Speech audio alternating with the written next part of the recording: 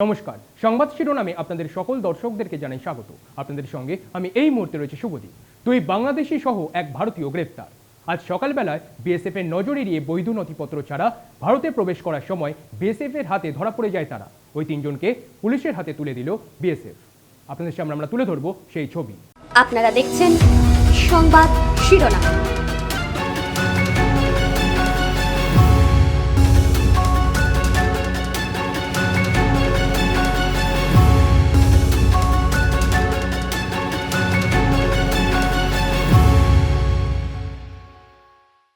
উত্তর চব্বিশ পরগনার বসিরহাট মহকুমার স্বরূপনগর থানার স্বরূপনগর বিতারি হাকিমপুর গ্রাম পঞ্চায়েতের তারালি সীমান্তের ঘটনা। বাংলাদেশের ওই দুই বাসিন্দার নাম তনুশ্রী দাস এবং ভবসিন্ধু সোনা।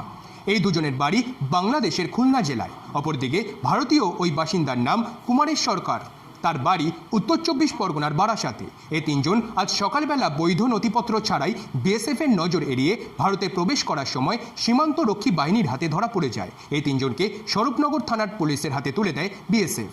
ধৃত এই তিনজনকে আজ বসিরহাট মহকুমা আদালতে পেশ করা হয়েছে। ব্যুরো রিপোর্ট, সংবাদ শিরোনাম।